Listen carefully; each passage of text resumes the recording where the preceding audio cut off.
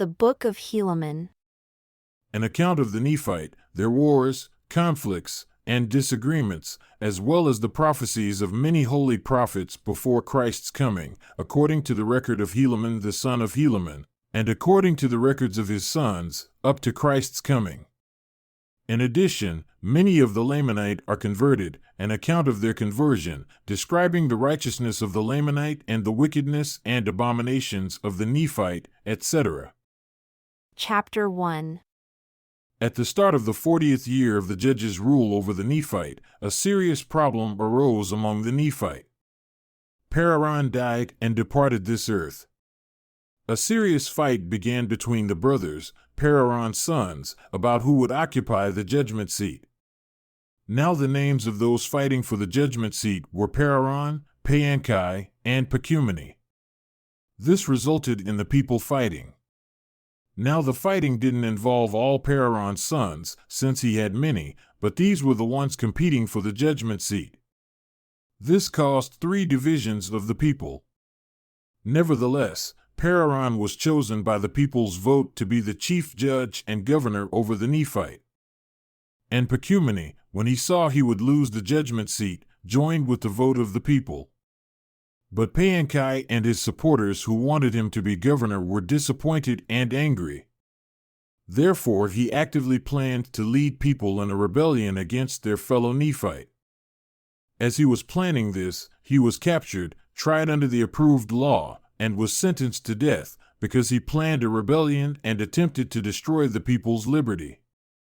When his supporters for the governorship learned he was sentenced to death, they were so angry that they assigned a person named Kishkumen to go to Pararon's judgment seat to murder him.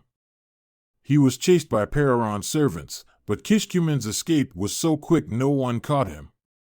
And he returned to those who sent him, and they all made a covenant swearing by their everlasting Maker they wouldn't tell anyone Kishkumen had murdered Pararon.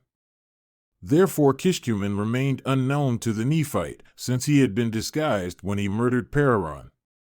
Kishkumen and his gang, who covenanted with him, blended in with the people so well that not all of them were identified, but all those who were identified were sentenced to death. Now Pecumeni was elected by the people's vote to be the chief judge and governor over the people, replacing his brother Pararon, following the right of succession. And all this occurred in the 40th year of the judge's rule, and the year ended. In the 41st year of the judge's rule, the Lamanite gathered an innumerable army of men equipped with swords, scimitars, bows, arrows, helmets, breastplates, and a variety of shields. They attacked the Nephite. Their leader was named Coriantumr, a descendant of Zarahemla. He was a Nephite defector, and was a large, powerful man. Therefore the Lamanite king, named Tubaloth, the son of Amoron, trusted that Coriantumr, being so powerful, could take on the Nephite. He believed that by sending so strong and wise a leader he could defeat the Nephite.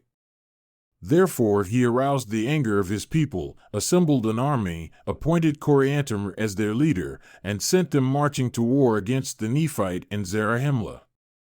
Because the Nephite had been distracted by internal conflict and fighting for control of the government, they neglected to keep enough guards for Zarahemla, thinking the Lamanite wouldn't dare attack the great city of Zarahemla in the heart of their lands. But Coriantumr led his large army and attacked the city, and their attack was so sudden there wasn't any time for the Nephite to assemble their armed forces. Therefore Coriantumr cut down the guards by the city entrance and led his whole army right into the city. They killed everyone who opposed them, taking control of the entire city. Pecumeni, who was the chief judge, ran from Coriantumr to the city wall.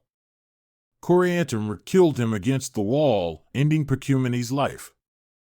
When Coriantumr realized he not only held the city of Zarahemla, but that the Nephite had run away, were killed, captured, and thrown into prison, and he had overtaken the strongest fortification in the whole land, he was so confident that he prepared to conquer the whole land.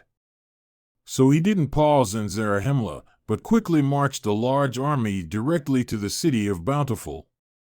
He was determined to act quickly and cut his way through with the sword, planning to take the entire north part of the land. Because he mistakenly believed their greatest strength was in the center of the land, he immediately attacked, not giving them any time to gather their defense except in small companies. By quickly attacking them in small companies, he cut them down. But Coriantumr's campaign through the center of the land gave Moronihah a great advantage, despite the many Nephite who were killed. Moronihah thought the Lamanite would never dare to attack the center of the land, but that they would invade cities along the border, as they had always done before. Therefore Moronihah positioned their strongest armed forces to protect the border, away from the center.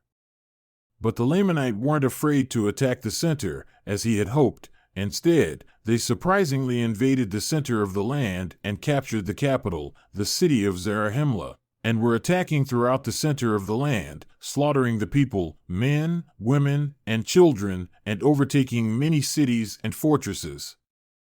But when Moronihah realized this, he immediately dispatched Lehi with an army on a route to intercept them before they reached Bountiful. He intercepted them before they reached Bountiful and successfully attacked, forcing their retreat. Moronihah intercepted them in their retreat and fought them in a very bloody battle, costing many lives. Coriantumr was one of those who were killed. Then the Lamanite couldn't retreat in any direction, not to the north, south, east, or west, since they were surrounded on every side by the Nephite. Coriantumr had put the Lamanite into the middle of the Nephite, clearly vulnerable to the Nephite, and he had been killed. So the Lamanite surrendered to the Nephite. Moronihah retook Zarahemla, and the Lamanite prisoners left peacefully. And the 41st year of the judge's rule ended. In the 42nd year of the judge's rule, after Moronihah re-established peace between the Nephite and Lamanite, no one occupied the judgment seat. So the people debated who would fill the position. Helaman, who was the son of Helaman, was elected by the people's vote. But Kishkumen, who had murdered Pararon, set a trap to kill Helaman as well. He was supported by his gang, who had made a covenant to keep their murderous conspiracy secret. A man named Gadianton led Kishkumen's gang, and he was persuasive, careful in planning killings and robbery, and very cunning in protecting the gang. He promised them if they would place him in the judgment seat, Kishkumen and other gang members would be appointed to positions of power and authority. Therefore Kishkumen planned to kill Helaman. An official loyal to Helaman spied on the gang the night the murder was planned, knew of the plan, and met Kishkumen on his way to kill Helaman on the judgment seat. He gave Kishkumen a sign he was a gang member, and so Kishkumen explained his purpose and asked him to take him to the judgment seat so he could murder Helaman. After Helaman's loyal official heard all of Kishkumen's secret plans about the planned murder and how gang members intended to murder, rob, and rise to power as the objective of their conspiracy, then Helaman's loyalist said to Kishkumen, "I'll take you to the judgment seat." Now that really pleased Kishkumen, because he thought he would accomplish his plan. But Helaman's servant, as they were going to the judgment seat, stabbed Kishkumen in the heart, and he fell dead without a groan. And he ran and told Helaman everything he had seen, heard, and done.